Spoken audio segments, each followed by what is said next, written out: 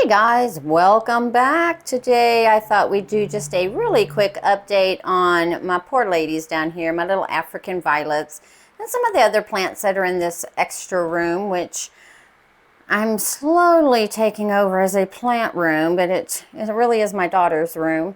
She, however, has moved out, purchased a home, so hopefully she won't need her room anytime soon. Let's start right here. So I did move my rubber tree plant in here because I had it in my room by the window, and it's only grown, oh, let's see, 1, 2, 3 leaves since being in there almost a year. So I moved her in here, and she now is working on that leaf right there. And it's just your regular rubber tree plant. And then look at this, guys.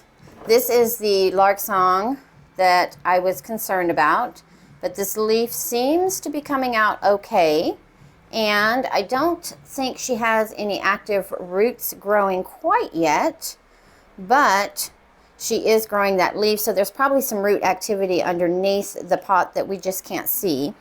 I recently watered these ladies, so I had not watered them, probably, I know, a good month, and as you can see, there is some of the collateral damage, but I was planning on cutting back some of the larger ones anyway, because they are getting quite a bit leggy, real leggy, and I want them to bloom. And in my experience, when you leave these bigger ones down here at the bottom, they don't really like to bloom for you too much. They just keep growing leaves. So I'm gonna trim these back, and then hopefully they'll shoot out a couple of little blooms.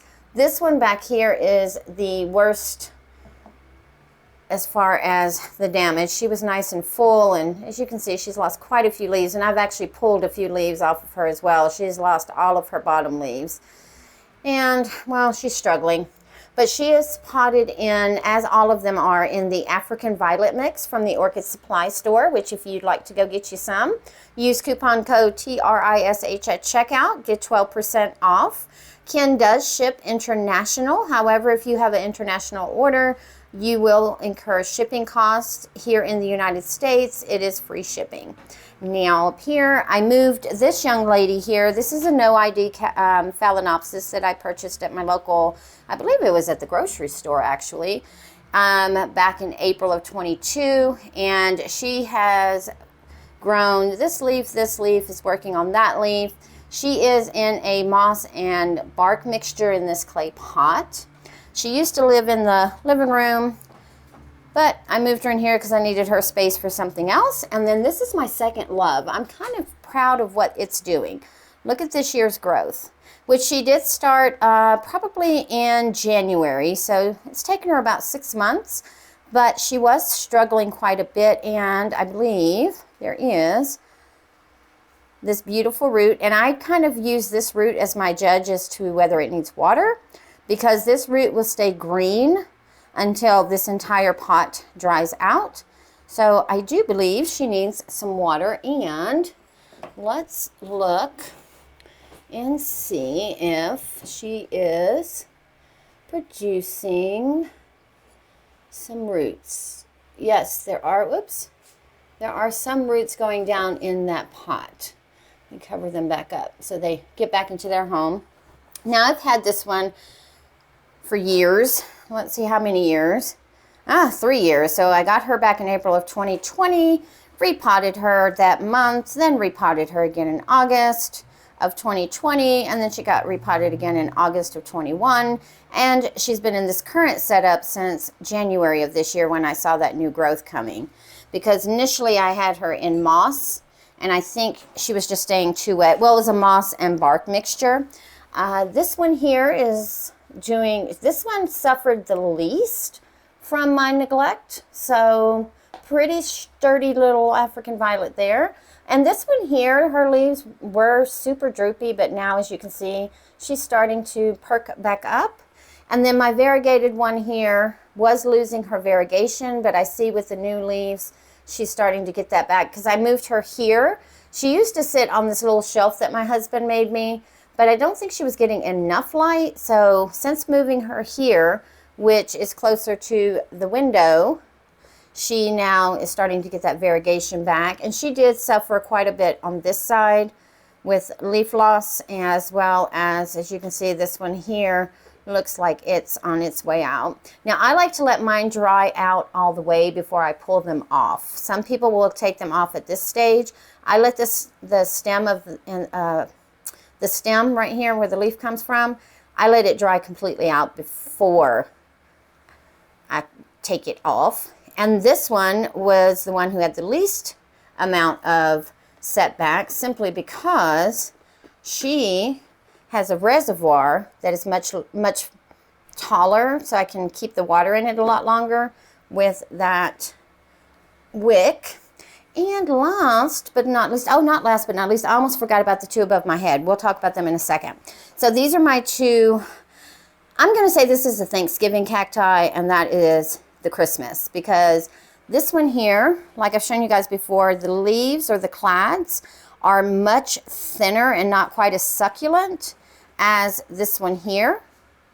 And there's a color difference. So these are a lighter green, whereas these are a darker green. I don't know if it shows that well on camera, but in person, let me see if I can stand back and maybe zoom in. Can you see how much darker the one on the left is as opposed to the one on the right? But look at the growth they are putting out, especially this one here. I've named this one Snowflake. This is the one that blooms white. And oh my goodness, the show we're going to see. And I have been eyeballing her because she likes to bloom all year, just sporadically push out a bloom. So I will spot check her every day. And if I see any blooms, I pulled off a couple little, if I see some little buds forming, I just clip them off, because I want her to stay focused on some vegetative growth as opposed to reverting back to a bloom. Nope, that's a clad, okay? And then this one, okay, so repotted this one in the Imperial potting mix from Orchid Supply Store. And since putting her in here, look at her. Look at all this new growth. Like, this is more growth than she did in an entire year outside in Miracle Grow. Now, she is in a self-watering pot. And what I do is I need to put some bark on here so the top layer doesn't dry. Because if right here, I can feel it damp. It's not wet, it's damp. But what I will do, there is a wick that starts about right here, that reaches down into the bottom of this pot. And then I just fill this pot up with water to about right there, and I leave her alone. Every other watering, I will fertilize her with some leftover orchid fertilizer. And then the next one, I just give her some plain filtered water with nothing in it. And she is just loving that, just loving that. Now, the ones I always forget to talk about. This is a no ID Oncidium. This is a division from the one that's in the clay pot on the bench in the living room. And she's in all moss. I definitely need to water her. Oh my goodness. So I will do that as soon as I get done with this. But she's got a lot of new growth. I don't know if I can zoom in. There we go. Look at all that growth. Definitely need to give her some water though. I can see some concertinaing going on. And then this is my staghorn fern, again from the Orchid Supply Store. So they do have things other than orchid stuff, guys. And this leaf here, I just pull it out. So I wait again for it to completely dry out so that I am not damaging anything. But since I've gotten her, let me see if I can pull her off without dropping her. She has developed quite a few shields. So she came with this top one that you see, but she also is now developing this one off right there. And we've got another one developing there. And if I can get that leaf out of the way, there's another one, new one, developing there. She's grown about 2 new leaves for me, and I don't remember when I got her. I don't think I wrote it down, to be honest. I did not. But he has some fabulous, fabulous staghorn ferns that come on these beautiful mounts already. And what I do, I just set her in a bucket of water. Sorry, I had to break for the dog alert. But what I do is I set her in a bucket of water for minimum an hour, sometimes overnight because I forget she's there.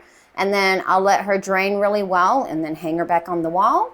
Once a month, I've been taking her into the shower, hosing down her leaves to keep that dust from building up.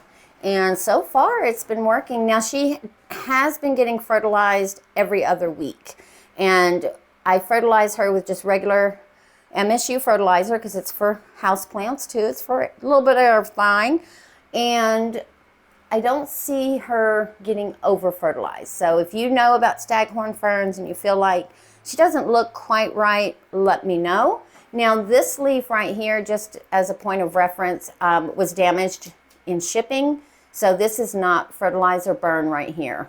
Most of the ones that are just on the very tips like this, it is from when it was shipped. So that's what that's from. All right, guys, let me know what you think. And let me know if you cut the bottom leaves off of your African violets to encourage blooms. So I'm going to do that today, and then we'll come back and revisit them in a few weeks and see if we've got blooms, see if my process actually works or it just happens to be the timing. And I think that's what makes it happen. You guys have a beautiful day. See you next time.